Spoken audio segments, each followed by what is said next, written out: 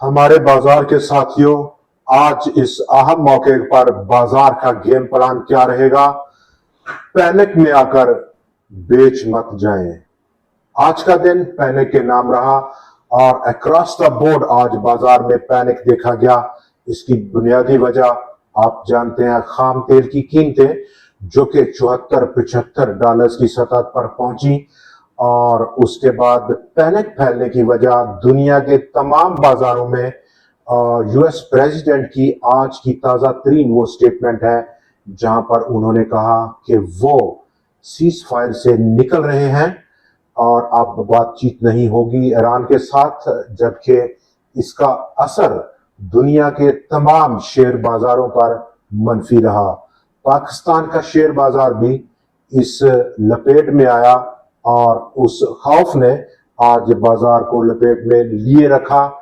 लेकिन ये कैसा खौफ था बाजार में, जहां पर बाजार तो गिरा, लेकिन आज हम अगर बाजार का मुआयना करें तो आज ऑलमोस्ट 19 शेयर्स अपर कैप रहे और सिर्फ 5 शेयर्स फ्लोर हुए हैं।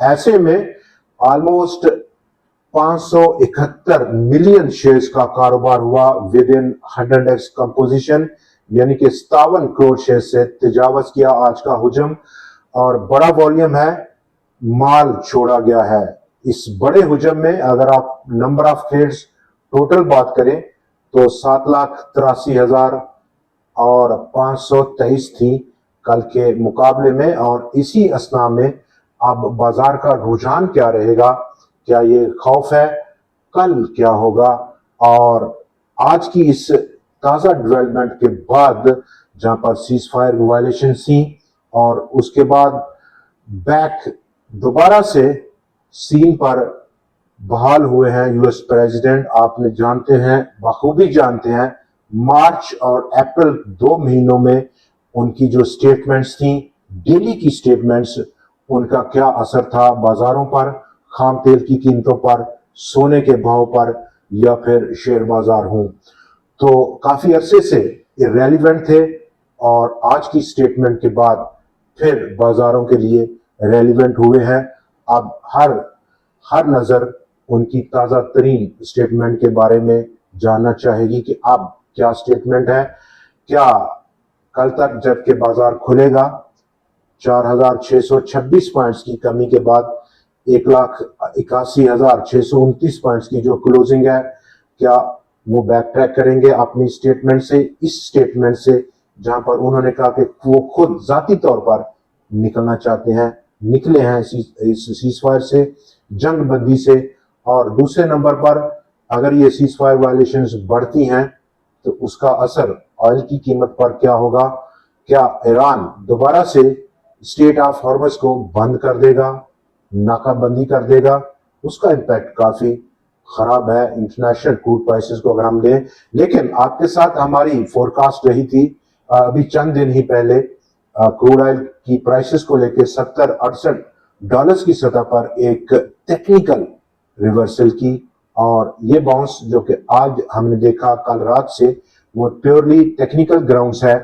अपसाइड क्रूड प्राइसेस का क्या रुझान रहेगा, बाजार की आउटलुक क्या रहेगी, उस पर हम अभी बात करेंगे। लेकिन इस तमाम मौके पर जहां पर पैनिक है और इस दौरान में अगर हम कनेक्टेड न्यूज देखें तो आज की न्यूज जहां पर देख सकते हैं, रिफाइनरी सेक्टर से बिलोंग की है, टॉप ऑफ द लिस्ट रहा।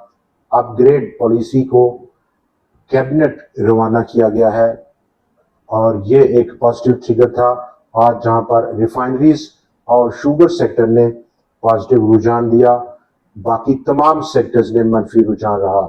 नंबर 2, पाकिस्तान ऑलमोस्ट प्लान कर रहा है कि वो ऑफशोर ऑयल एक्सप्लोरेशन को तलाश करेगा लगभग 20 सालों के बाद, और ऐसे में फौजी फाउंडेशन एक्वायर करना चाहती है 21% का स्टेक अस्करी जनरल इंश्योरेंस में।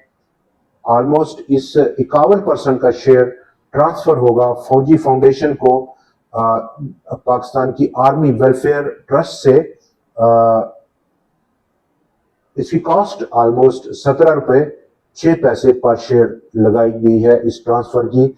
हालांकि इस वक्त अस्की जनरल इंश्योरेंस ऑलमोस्ट 40 रुपए से ऊपर ट्रेड हो रहा है बाजार में।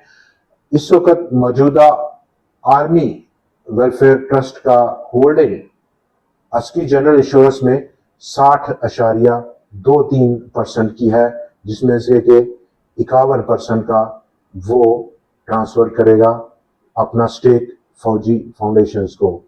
तो दोस्तों आगे बढ़ते हैं प्रोग्राम में और अब बात होगी पैनिक का आज का सिलसिला। और पैनिक बहाल हुई ऑलमोस्ट काफी वक्फे के बाद, और इसके 2 पैरामीटर्स हैं। नंबर 1, यूएस प्रेसिडेंट का अपने आप को खबरों में रेलिवेंट रखना।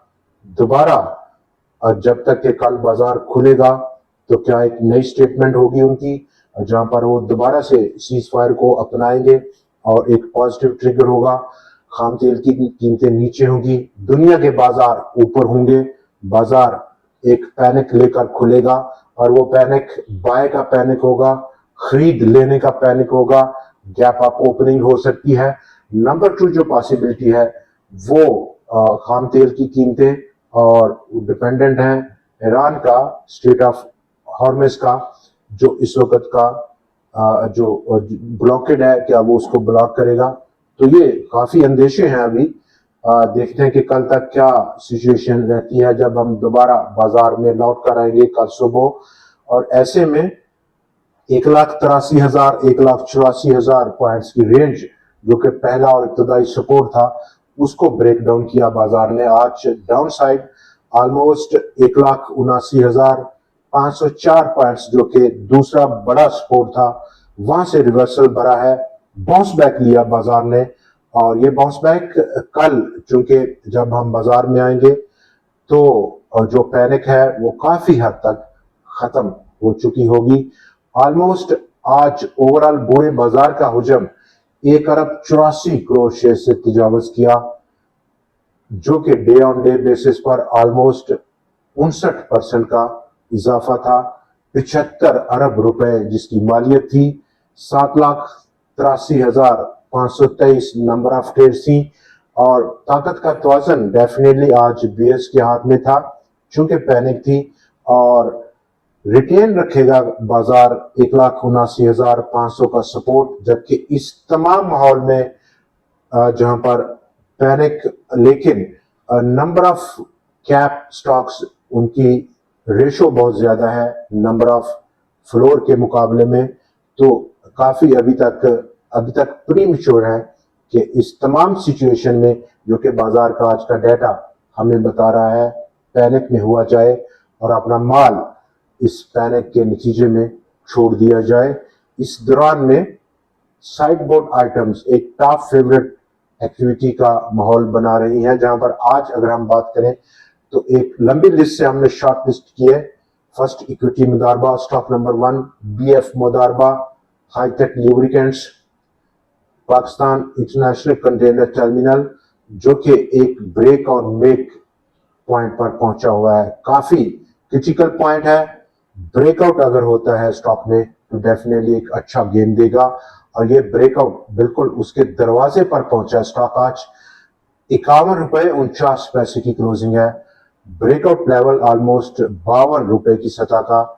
इन केस ये ब्रेकआउट हो और यही लेवल स्टॉप लॉस का है, उसके बाद अगली मंजिल टारगेट प्राइस के लिए स्टॉक में 70 से 72 रुपए की सतह पर। अगला स्टॉक अगर हम देखें तो side board item pace Pakistan, pace पकड़ता हुआ है और काफी बड़ा आज हुजम भी रहा स्टॉक में। दोस्तों आज के प्रोग्राम में इतना ही, कल फिर आपसे मुलाकात रहती है नए एनालिसिस, नए स्टॉक्स और नई ट्रेंडिंग न्यूज के साथ। दिखना मत भूलिएगा।